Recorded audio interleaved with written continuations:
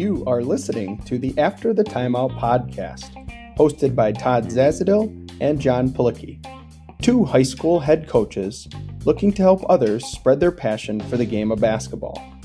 Tune in for episodes about anything basketball related, on the court, off the court, and anything in between.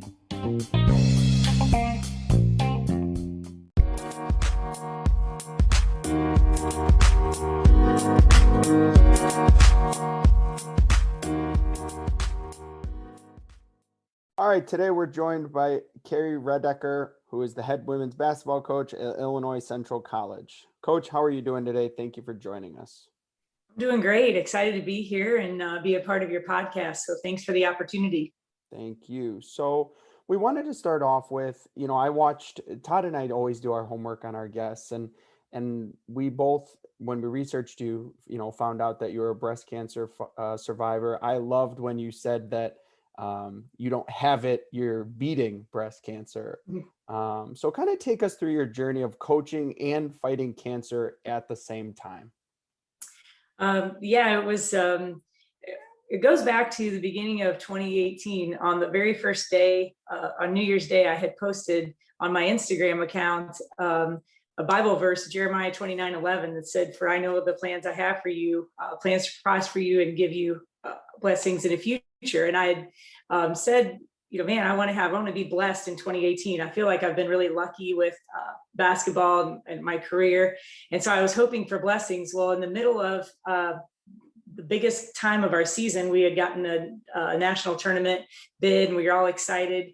And I got this cancer diagnosis. And so being a coach, I found out probably 15 minutes before practice that I had cancer. Well, I went into practice, ran the practice like, no other problems, and just realized the way basketball had impacted me, that I tried to put my focus into our team instead of the cancer diagnosis. And the diagnosis was a thing for a year, but our team is what really got me through that experience.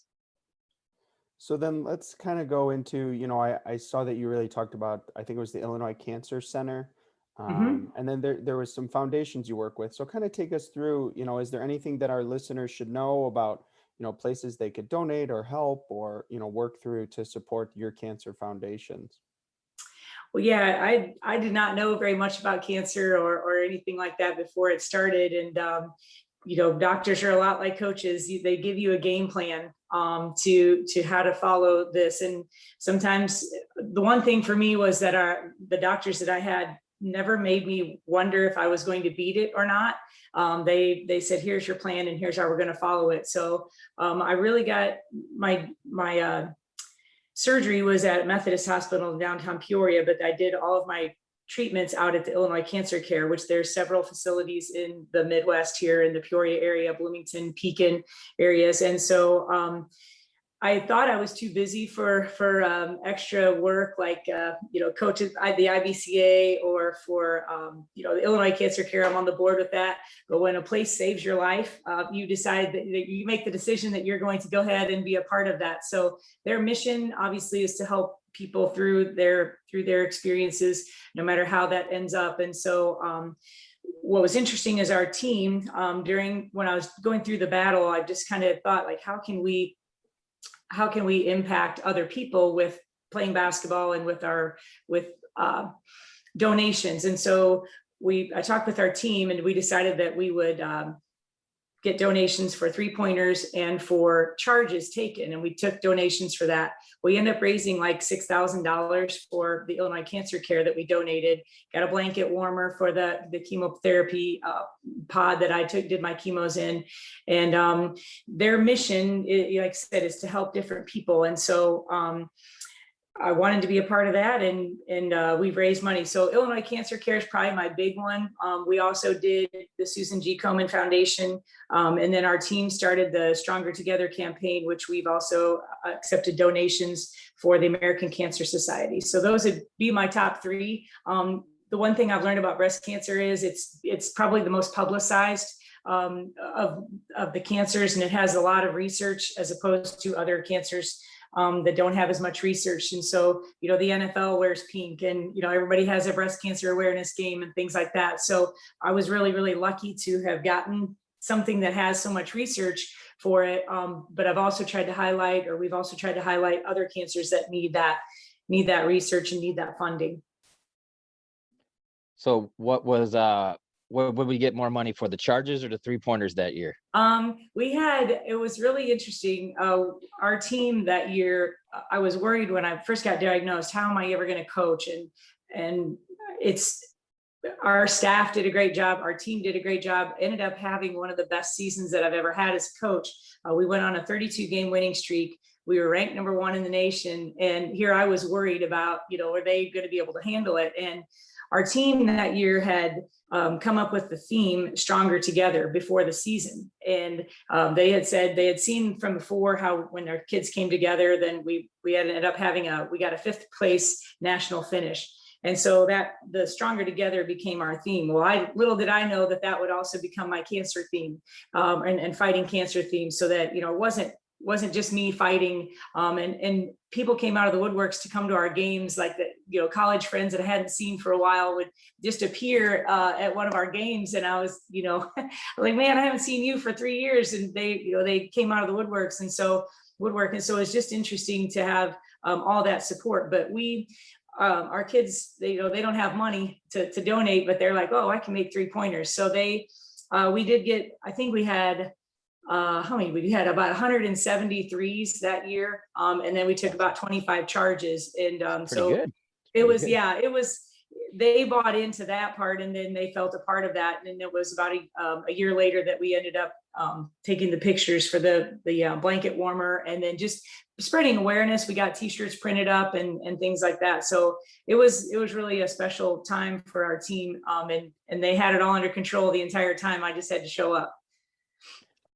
That's amazing. That's awesome. Anything we can ever do to help, you just let us know, and we will do what limited people listen to us, whatever. We will get it out there.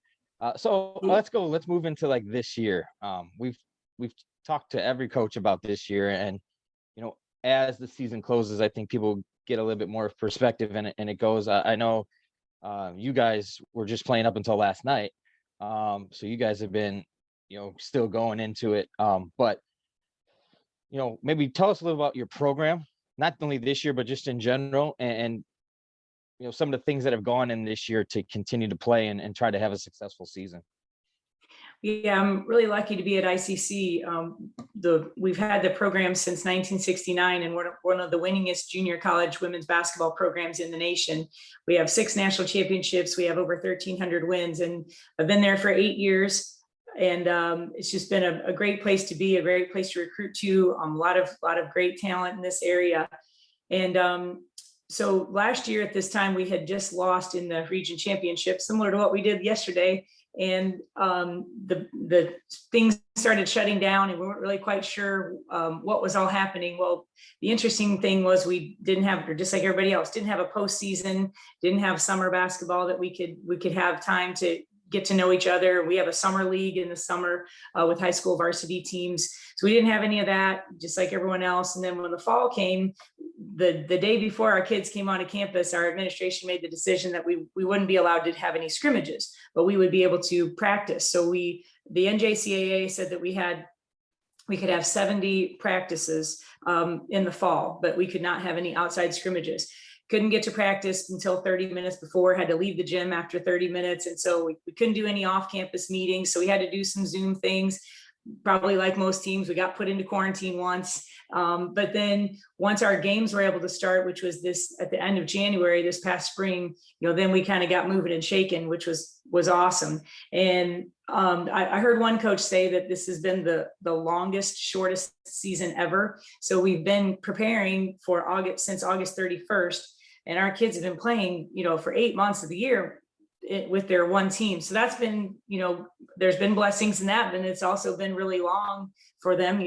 Most of our kids, or a lot of our kids, are 2 or 3 sport athletes. So in this time that they've just been playing basketball since August, if they were in high school, they would have been, they've already had a volleyball season, a basketball season, and they'd be in the middle of track or softball.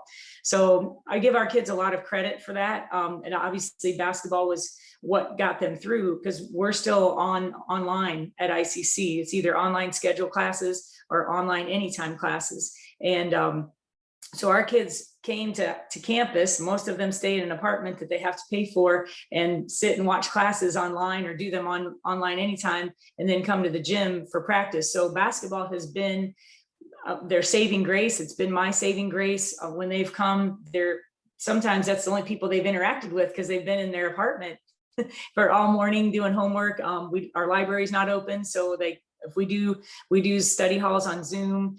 So we've had to work. We were talking, we've had to work around some of that, but I give our kids a lot of credit, but it is amazing the impact that being on a team and being, basketball to me has been a saving grace for a lot of our kids, and for me as well. I'm not great at working from home. I'm not good at sitting. And so, getting into the office, being able to be back, I'm thankful for that. We were able to get back at the end of August, and then we did have practices, we did have workouts. So I'm super thankful for that, because I'm not great at sitting at a computer all day long. That is not a strength. Todd and I can relate. As we kind of told you off the air, this is kind of why we started this, because we had missed basketball so much. We were looking for a way to get back involved in the game. You had mentioned earlier your work with the IBCA. I myself am an assistant director in Division I. I'm a Hall of Fame voter, and I'm very passionate about the IBCA and the growth. But I did notice, along with multiple phenomenal women's basketball coaches in the state of Illinois, I believe most of them were high school coaches. You formed the women's basketball committee, and Todd and I are both major advocates of women's basketball. Todd and I have both coached on the women's side at the JUCO and the high school level and the Division III level. So, how do we continue to grow the game in Illinois for the women's side? How do we continue to promote more women in coaching, more marketing of the girls and women's game? How do we help grow the game? Yeah, I think we have to. It starts with coaches. It starts at a younger age. We have to empower young women. We have to give them role models. Growing up, there was never women's basketball on. I had heard of Cheryl Miller at USC, and it's probably about the only player that I can name from my high school days that I really knew. And so I think we have to invite young girls to high school games, to junior college games. Anybody that comes to our games, with the exception of this past year, they can sit 5 rows from the bench. They can come into our locker room.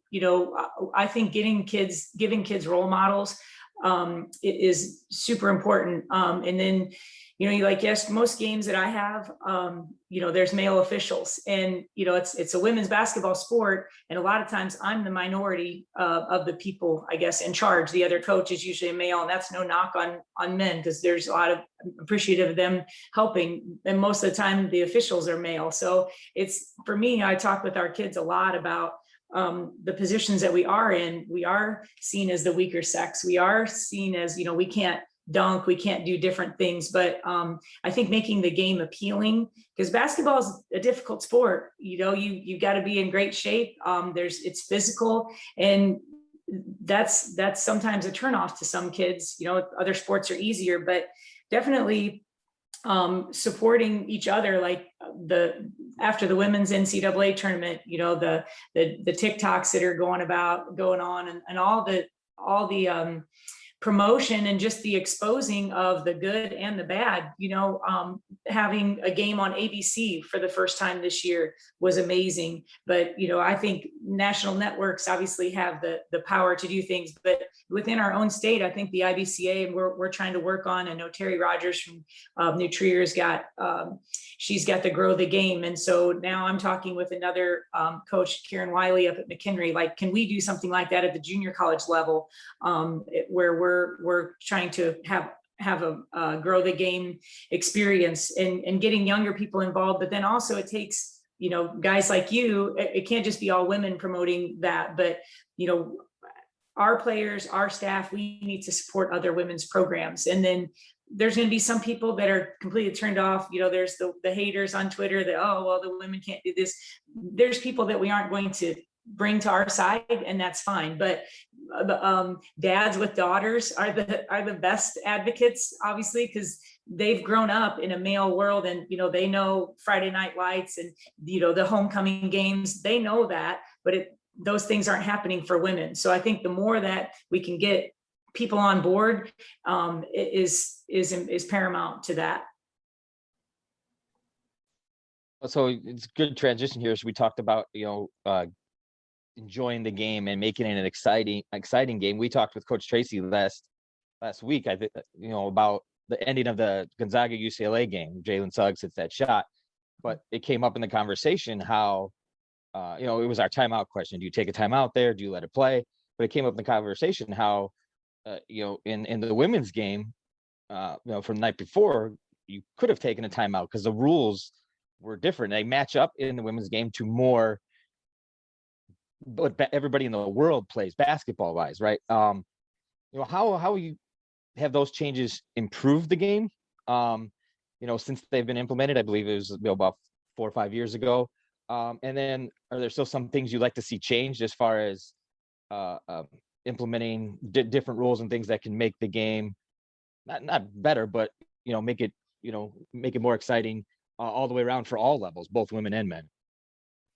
I think the changes that we've put into the women's game have been amazing. When I watch men's games and they're in the bonus at the 11-minute mark, and then it's just a free throw, it's so slow and draggy. So I wasn't 100% sure about that before we started it, but I love it now. I think we got one timeout taken away, which is fine because you have the extra one at the end of the first quarter and the end of the third quarter. But I think it's progressed. It's like the WNBA, it's like the NBA, and I think the men's side needs to do it. The advancing rule has been awesome as well because it's completely changed the game. You don't see as many Christian Laettner, Duke 1992 passes that in the women's game and it's more strategy and automatically. The one thing that I'm not sure about is, we get if we get 5 fouls, it's an automatic 2 foul shots. There's no 1-and-1. I do kind of like the intrigue of the 1-and-1 for the men's game that, kind of puts a little more pressure on that first one for the men's shooter. But I think the changes that we've made have really sped up the game, with the quarters.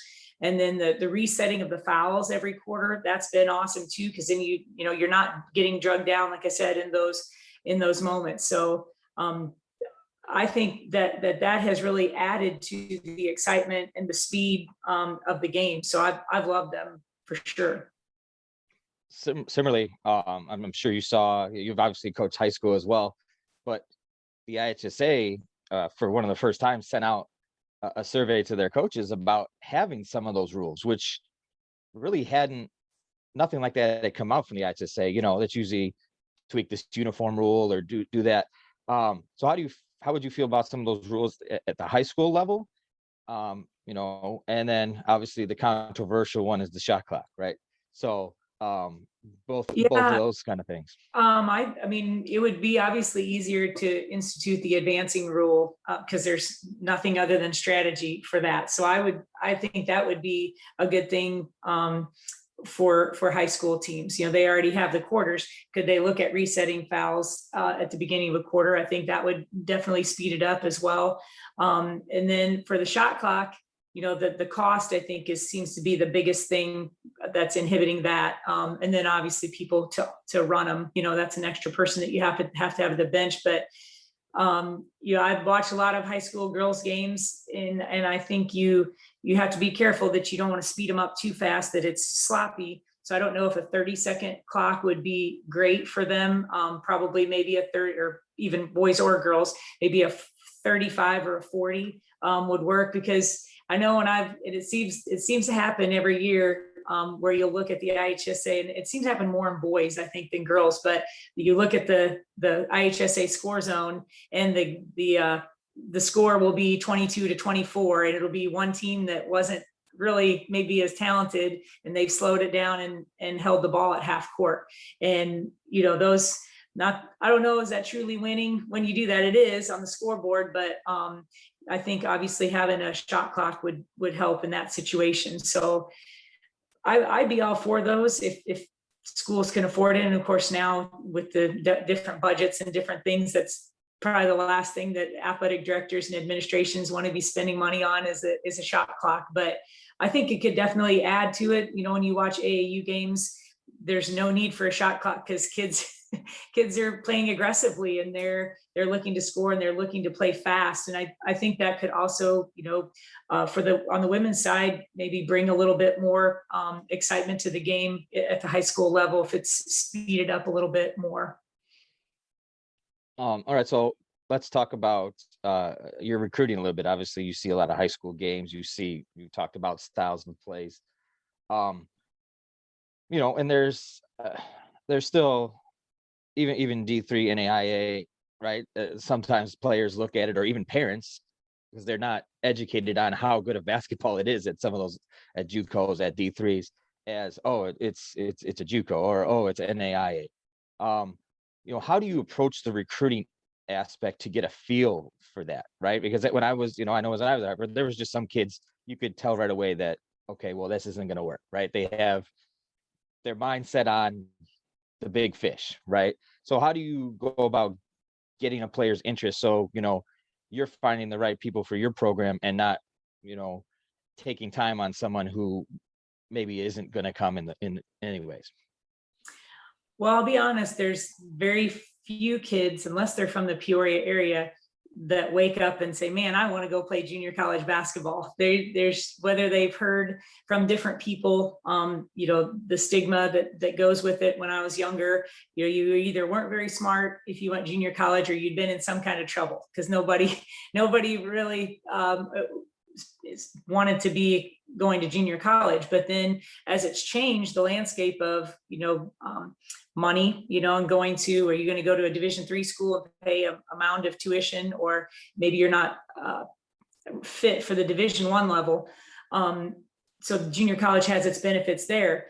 The challenge that I have is just trying to educate people of the benefits of it. The best thing that our kids can say is, man, I wish ICC was a 4-year school. And that's how I know they've had a great experience with us. And so getting our kids to talk to players, because most of our kids had that stigma prior to coming to ICC. And once they make a visit, once they meet our staff, and they get more educated, parents can be a tougher sell. You have the opportunity to win a national championship. We talk to kids, maybe if you think you have a Division I dream, or if you have a Division I dream, you can come here, hone your skills for 1 or 2 years, and we can help you try to reach that level. So there's lots of benefits from it. And as you said, there's really good basketball at every level. We have, at the junior college level, every team has one kid that was overlooked, even if they did play AAU, because maybe somebody didn't think they were fast enough or could shoot well enough and didn't want to take the chance on them then. And then they come junior college and they average, 15 points a game and shoot 40% from the 3-point line. And then everybody wants to talk to them. And so we can help market kids where they maybe weren't marketed before. Maybe, the very first year I was here, there was a kid who had torn her ACL and lost her senior year in high school. So she didn't get the looks, and people, a lot of bigger schools are nervous about injuries and things. So then you can come and, show your worth here. So going junior college is a great place to get exposure. And you wouldn't think kids maybe necessarily need that with all the AAU tournaments. They're always being seen, and now there's field level, and there's all the kids are putting their highlight video on Twitter, and that's definitely helping. But at the end of the day, they've got to show it over time. And we can do that for us in a normal year, a 30-game season, and kids can really hone their skills. A lot of times kids come to, and it's harder than they thought. They thought, well, I was the best player on my team. Well, everybody that we recruit was the best player on their team. And so they find that competition sometimes is really stronger. And that's probably the biggest thing that our kids, when they leave after 2 years, they're advocates for junior college basketball. And so they can be the ones to talk to other people. But we have people that, we call that radio silence, or, you text somebody and they don't want to listen. And a lot of times it's harder to convince the parents, and they're maybe a little bit, I don't want to say embarrassed, but they have a higher sense of their kids' ability. And I always tell our players, as they're looking for 4-year schools after ICC, you are the level that you're being recruited by. So if Division I coaches are talking to you and, emailing you, then you're most likely a Division I athlete.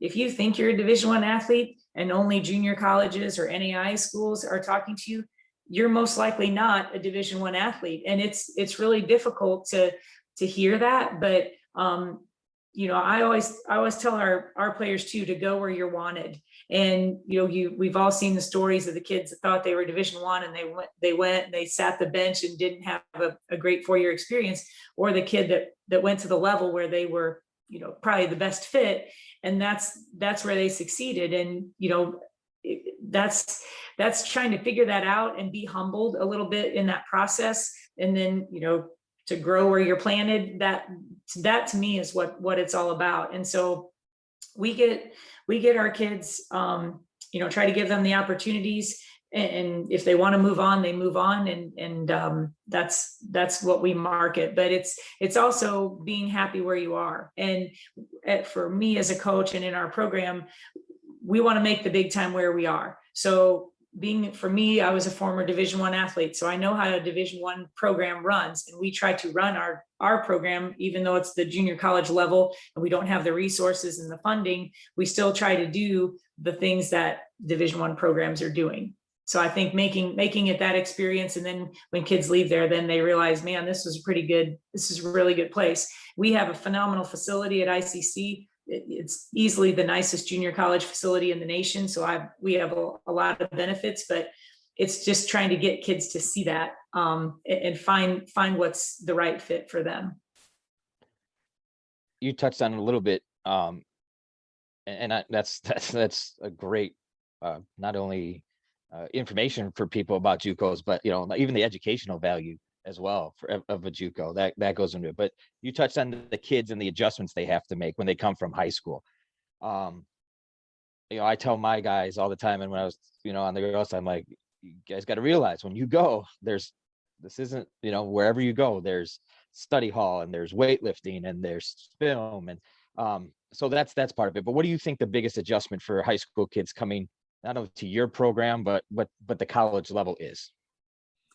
I read Kim Mulkey, who's the Baylor coach. Her son Kramer went to LSU to play baseball, and I remember reading an article about him that said he was looking at maybe transferring after his freshman year because it just didn't go the way he wanted it. And I remember reading Coach Mulkey's quote, and it said that your first 2 years of college are the hardest. Because you're really trying to find yourself, you're finding a whole new friend group. Most kids are further away from home.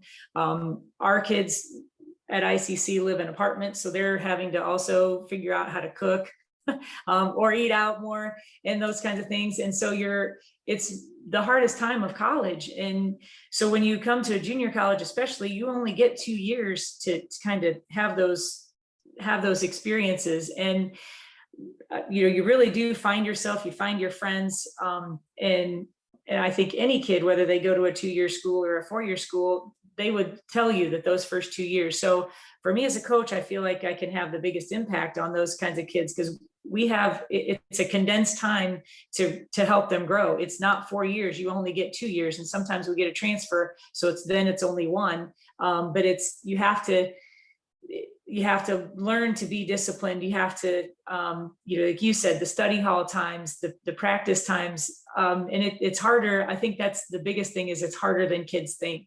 But you also learn the most through that. We learn the most through the adversity that we have.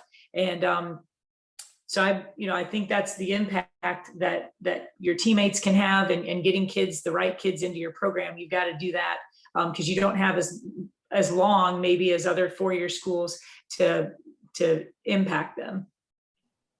So I think it's interesting, we kind of talked a lot there about, the difference for the student athlete, but I always find it interesting, and Todd and I have done a little bit of college, a little bit of high school. So just for you personally, let's start off with, what was the biggest difference for you from coaching high school to then going to coach college?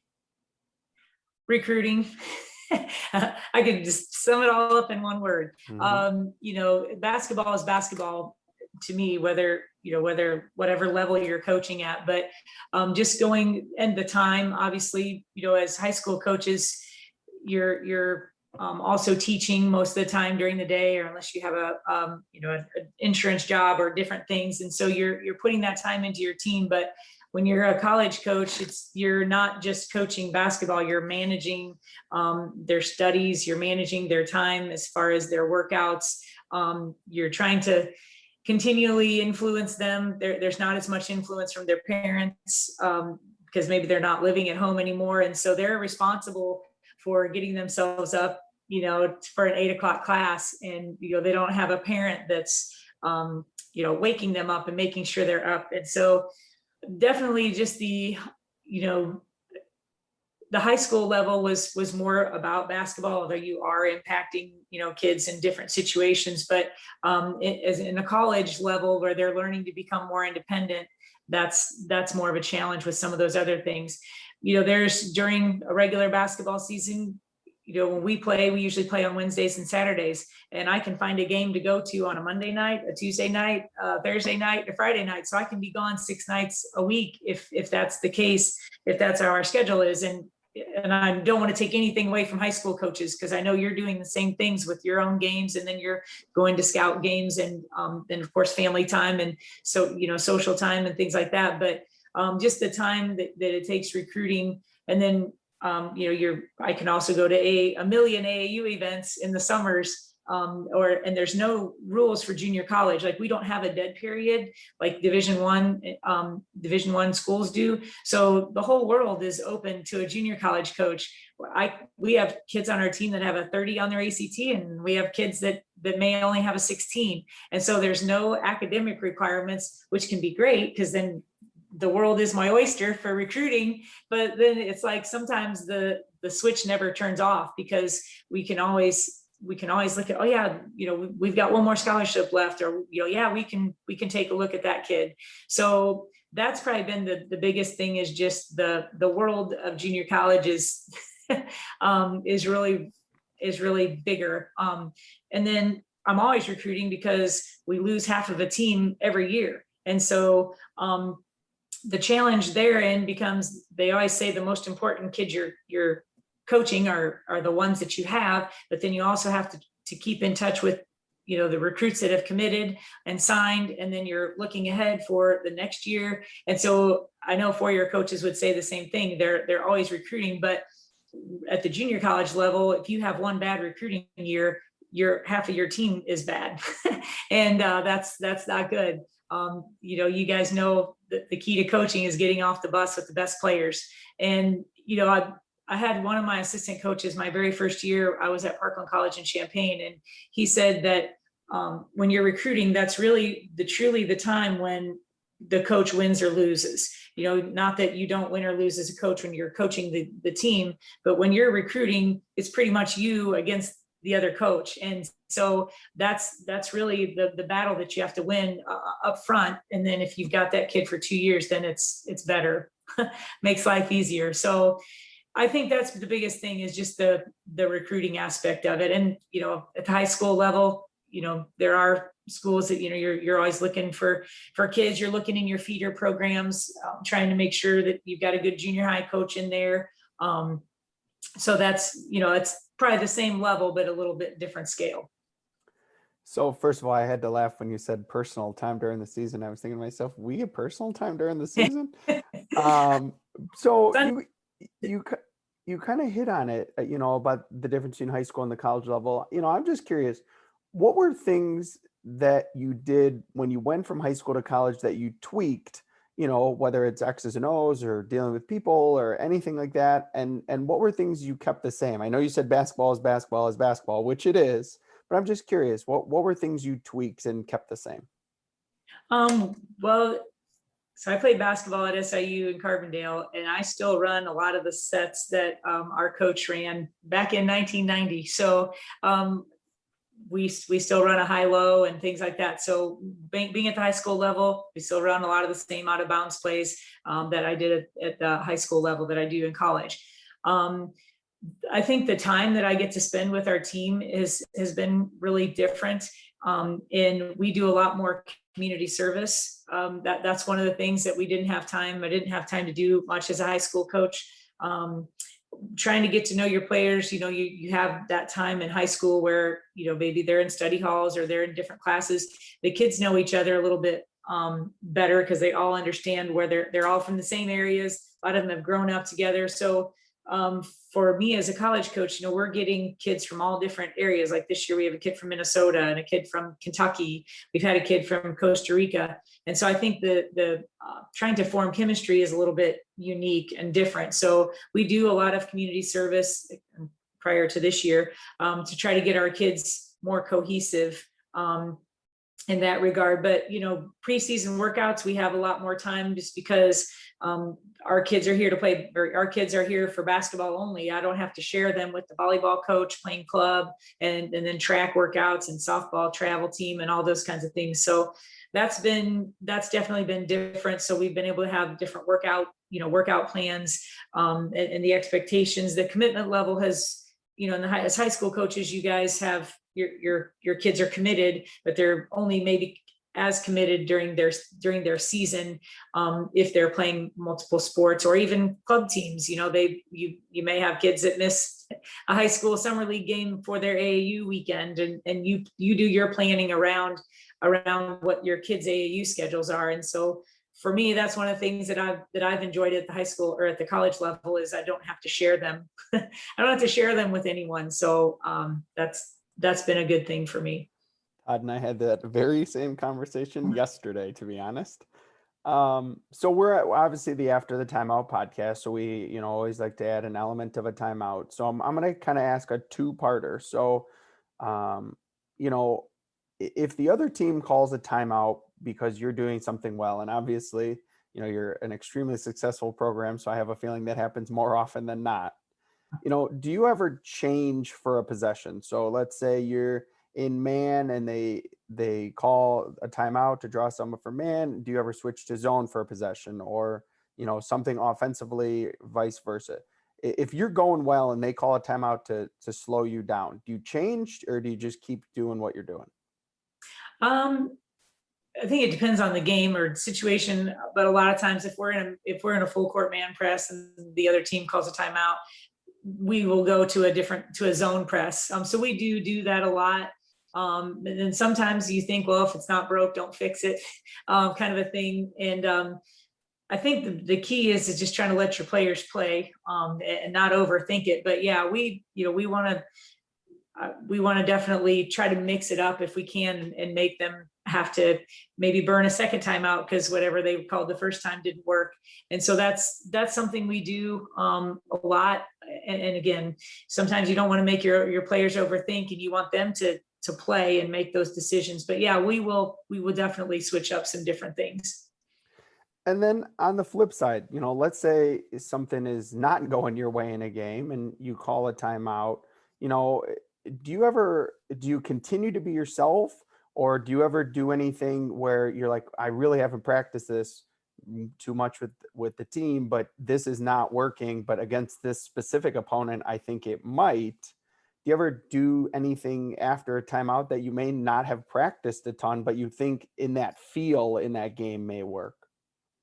I've not had a lot of success with that at junior college level. And my assistant coach, that's happened a couple of times this year. He's like, well, we could do this. And I'm like, Coach, we've never practiced that. And our kids aren't very good when we do that.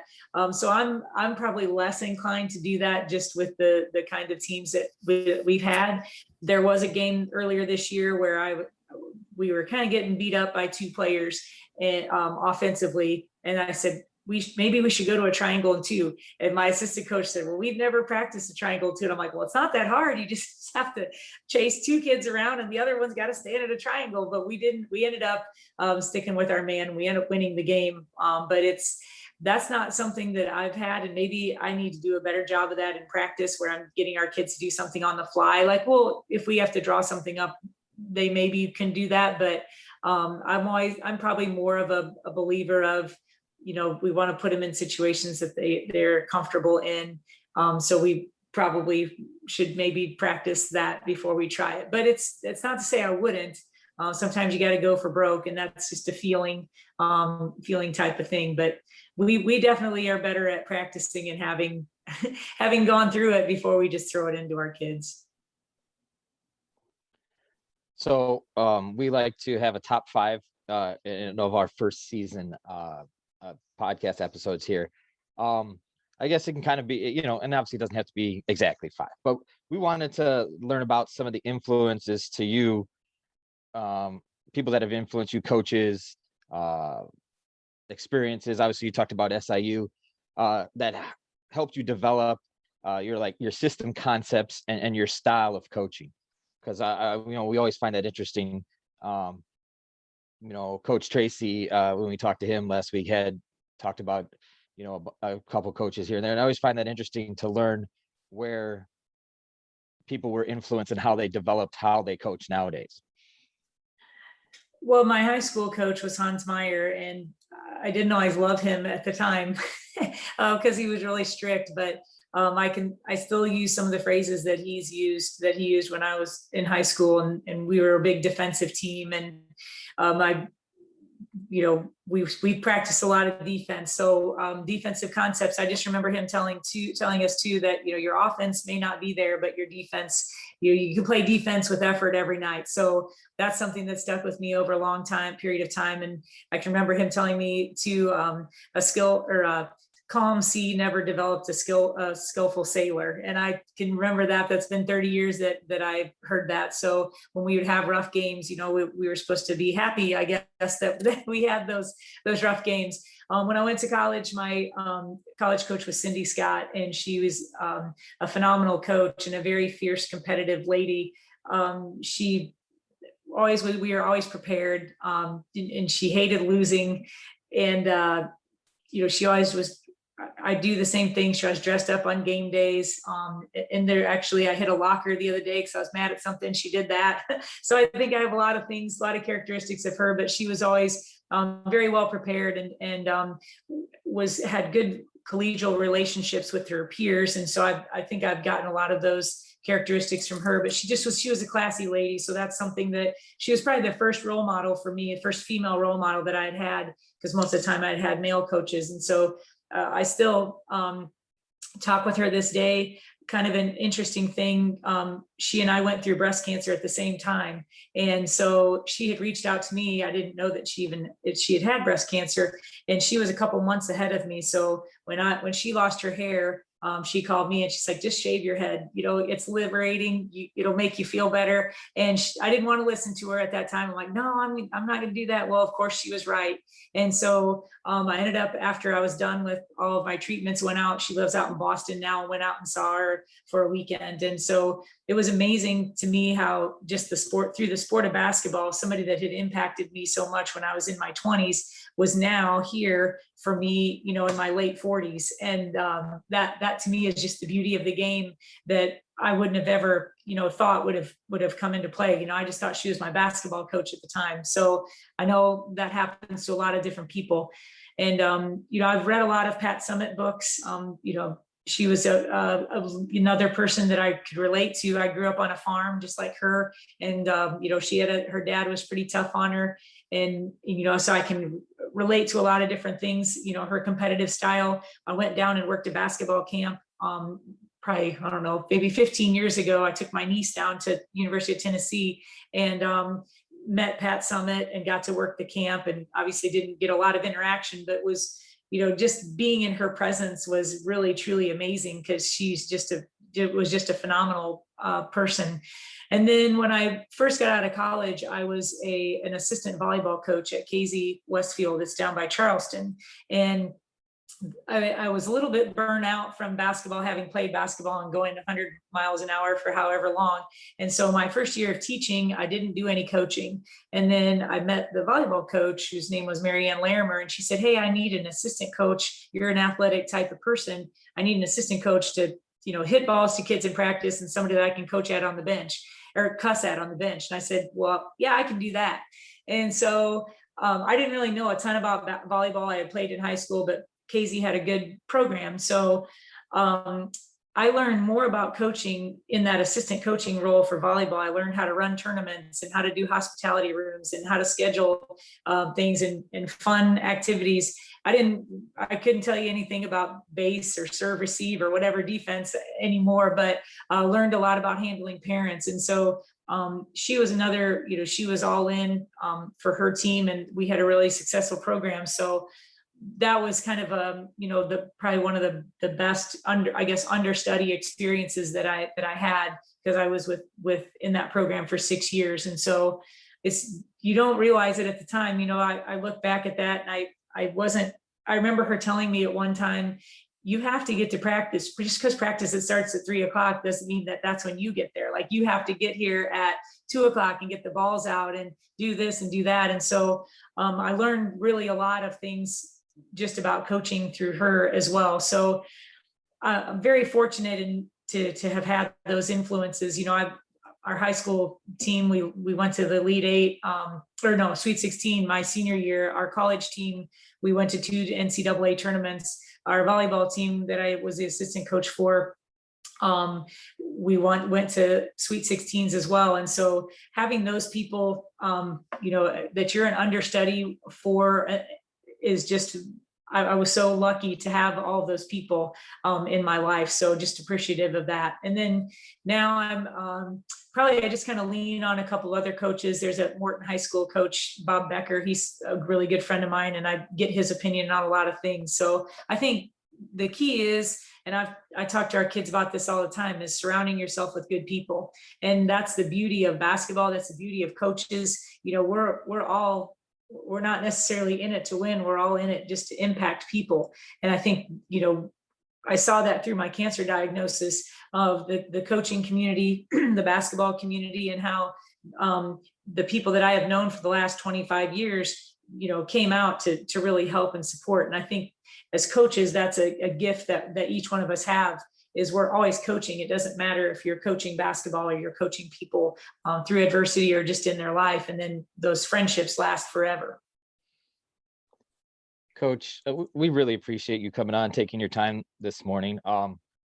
Tremendous episode. We learned so much from your story, talking about your program and just your perspective on things. I think a lot of coaches, can take that and really put that in their coaching about, we're playing basketball, but there's also that human and people perspective in it. So we really appreciate you taking the time.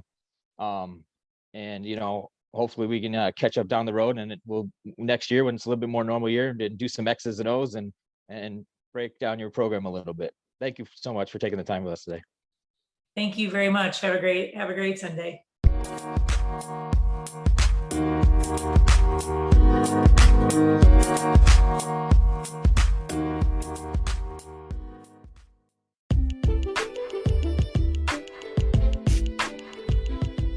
Thank you for listening to today's episode of the After the Timeout podcast.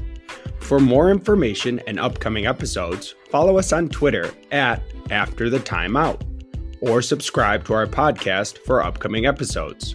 For show inquiries, you can email us at afterthetimeout@gmail.com. You can find all of our episodes on Anchor, Spotify, Breaker, Radio Public, Pocket Cast, Google Podcast, and Apple Podcast by searching After the Timeout. Thank you for listening. Tune in next time for more basketball content on the court, off the court, and everything in between.